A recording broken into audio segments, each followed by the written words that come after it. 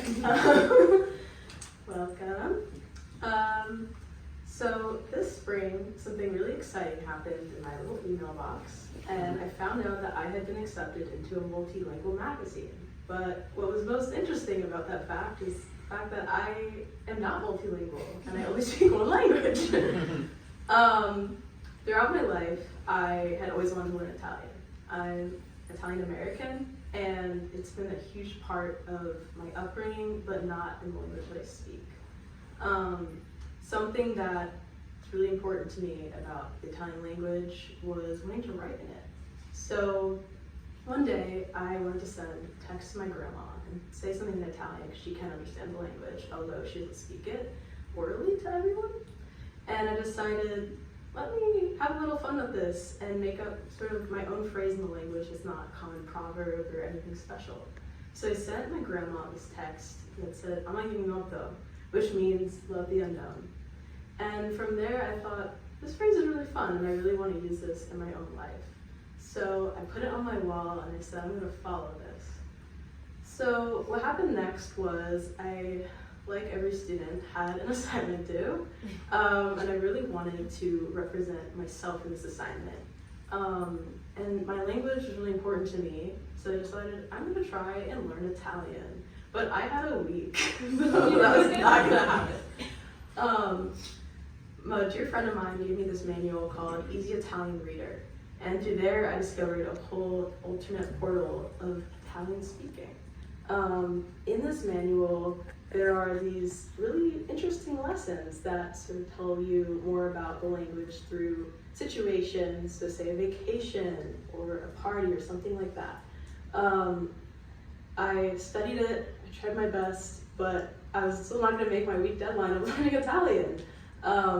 And I figured out that learning a language is sort of like trying to put a whole new brain inside your head, and my brain was still English.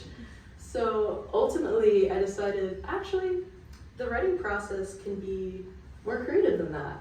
So I decided to write a poem that more encapsulated the learning language process rather than me knowing a language, being fluent in that language. So from there I wrote this poem, which is kind of just a mishmash of, I'm confused, I need help, I want to learn this language, but I'm not there yet, and I want to represent my identity as an Italian American person, not necessarily as an Italian. So from there, I just took bits and pieces of the Easy Italian Reader book that I used, and I created this little poem. But what happened next was really exciting. So I went into my class, and I got a lot of great feedback on this poem, and it was a very great day of my life. But what happened next is what I really focused on, which was, how am I going to get this poem out there? So I ended up sending it to some multilingual magazines, and I thought, these people are going to see right through me and see that I'm not really what they categorize as multilingual. I speak English. But I was really lucky to get published, and I then got published through Berkeley, California. It was a super exciting day in my life. And it sort of taught me that this unknown when you're writing, or when you're creating anything, is really central to how you create.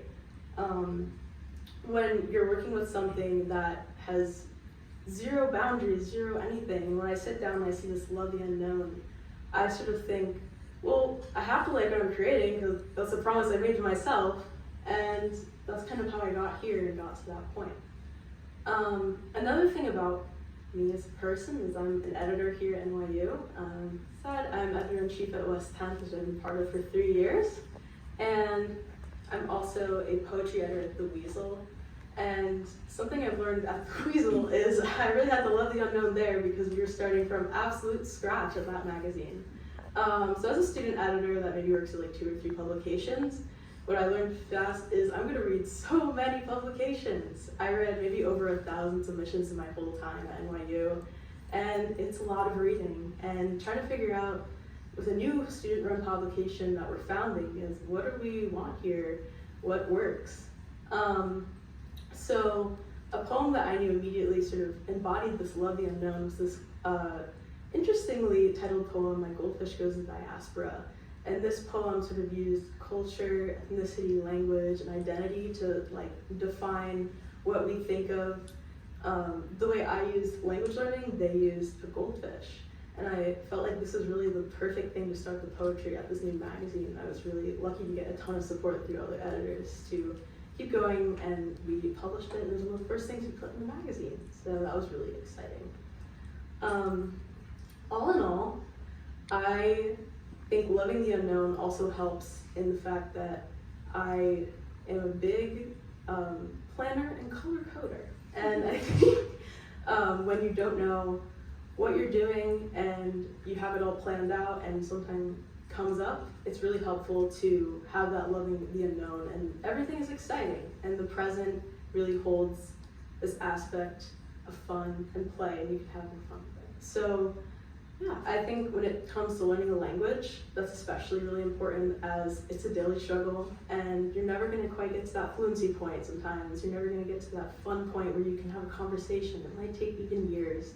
But what's really important at the end of the day is just enjoying the process, having fun with it, and loving what you don't know yet. So thank you, everyone.